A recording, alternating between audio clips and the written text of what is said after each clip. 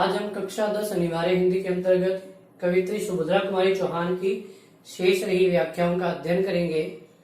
देखिए, लक्ष्मी थी या दुर्गा थी, वह स्वयं वीरता की अवतार, देख मराठे पुलकित होते, उसकी तलवारों के वार, नकली युद्ध व्यू की रचना और खेलना खूब शिकार, सैन्य घेरना दुर्ग तोड़ना, ये थे उसके प्रिय खिलौना। देखिए, इसमें प्रसंग में ये कह सकते हैं कि प्रस्तुत काव्यांश के माध्यम से कवित्री ने रानी लक्ष्मीबाई के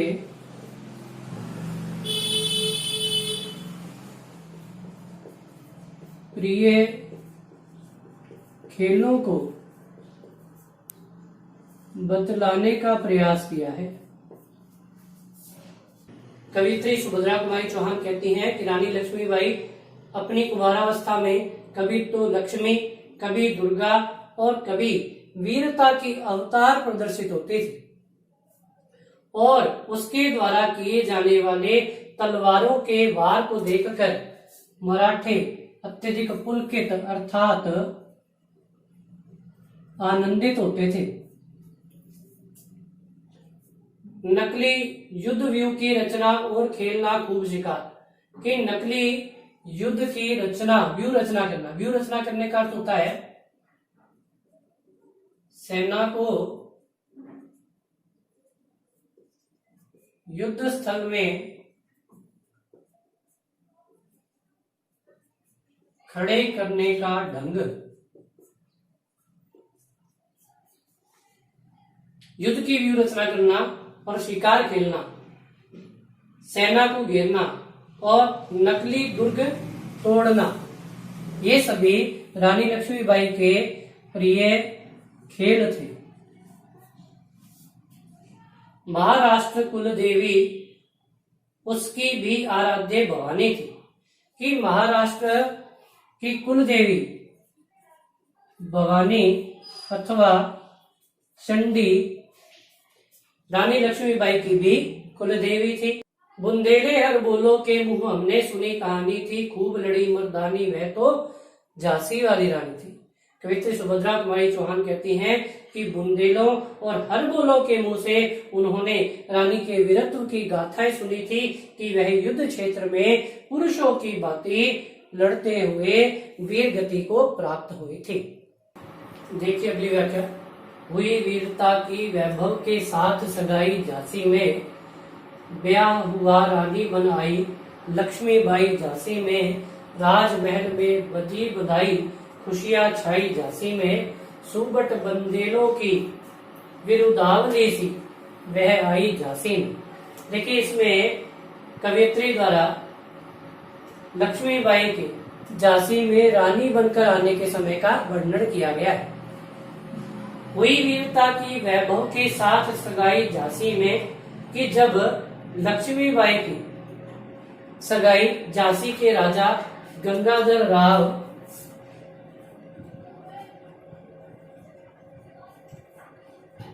के साथ हुई तो ऐसा लगा कि जैसे वीरता की वैभव के साथ सगाई हो गई है। ब्याह हुआ रानी बन आई लक्ष्मीबाई झांसी में और विवाह के पश्चात लक्ष्मीबाई झांसी में रानी बनकर आ गई। राजमहल में बजी बधाई खुशियां छाई झांसी में, कि विवाह के उपरांत राजमहल में बधाइयां दी जाने लगी और संपूर्ण राजमहल में खुशियों का वातावरण छा गया। सुबट बुंदेलों की विरुदावली सी वह आई झांसी में। सुबट बुंदेलों की विरुदावली सी वह आई झांसी में। सुबट अर्थात शूरवीर, विरुदावली अर्थात वीरत्व का गान अथवा कीर्ति अथवा यश। कि रानी लक्ष्मीबाई विवाह के उपरांत ऐसा प्रतीत हुआ कि जैसे श्रेष्ठ शूरवीर बुंदेले योद्धाओं की वीरत्व की गाथा बनकर झांसी में आ गई है।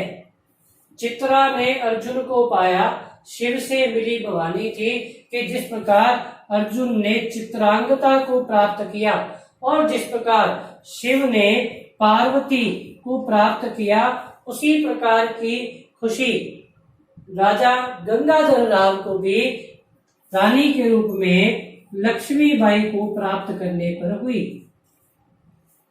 बुंदेले हर बोलो के मुंह हमने सुनी कहानी थी, खूब लड़ी मर्दानी वह तो झांसी वाली रानी थी। सुभद्रा कुमारी चौहान कहती हैं कि बुंदेले और हरबोलों के मुंह उसने रानी लक्ष्मीबाई के वीरत्व की गाथाएं सुनी थी कि रानी लक्ष्मीबाई वीर पुरुषों की भांति युद्ध क्षेत्र में लड़ते हुए वीर गति को प्राप्त हुई। देखिए अगली व्याख्या, उदित हुआ सौभाग्य, मुदित महलों में उजियाली छे। मुदित का अर्थ है प्रसन्न, उदित का अर्थ उदय होना। देखिए प्रस्तुत काव्यांश के माध्यम से कवियत्री ने रानी लक्ष्मीबाई के विधवा हो जाने के समय का वर्णन किया है कि उदित हुआ सौभाग्य, मुदित महलों में उजियाली छाई, कि लक्ष्मीबाई के रानी बनकर झांसी के महल में आ जाने पर ऐसा प्रतीत हुआ कि जैसे महलों में प्रसन्नता का वातावरण छा गया हो। उदित हुआ सौभाग्य, ऐसा प्रतीत हुआ कि जैसे झांसी का सौभाग्य उदित हो गया हो। किंतु काल गति चुपके चुपके काली घटा घेर लाई। काल गति अर्थात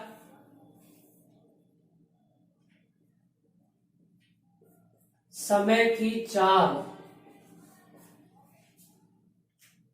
चुपके चुपके काली घटा घेर लाई, कि समय भी धीरे धीरे संकटपूर्ण काली घटाओं को घेर लाया। तीर चलाने वाले कर में उसे चूड़ियां कब भाई। कर का अर्थ है हाथ, कि रानी लक्ष्मीबाई के तीर चलाने वाले हाथों में काल को भी चूड़ियां पसंद नहीं आई, अच्छी नहीं लगी। रानी विधवा हुई है, विधि को भी दया नहीं आई। इसी कारण काल ने रानी लक्ष्मीबाई को असमय विधवा कर दिया और उसके हाथ से चूड़ियों को उतरवा दिया। विधि को भी दया नहीं आई। ऐसा कठोर निर्णय लेते हुए विधाता को भी रानी पर दया नहीं आई। निह संतान मरे राजा जी, कि गंगाधर राव अपनी संतान का मुख देखे बिना ही परलोक सिधार गए। रानी शोक समानी थी और रानी के शोक का तो कोई सानी ही नहीं था। बुंदेले हर बोलो के मुंह हमने सुनी कहानी थी, खूब लड़ी मर्दानी वह तो झांसी वाली रानी थी। कवित्री सुभद्रा कुमारी चौहान कहती है कि उसने बुंदेले और हरबोलों के मुंह से रानी लक्ष्मीबाई के वीरत्व की गाथाएं सुनी थी कि वह युद्ध क्षेत्र में पुरुषों की भांति लड़ते हुए वीर गति को प्राप्त हुई थी।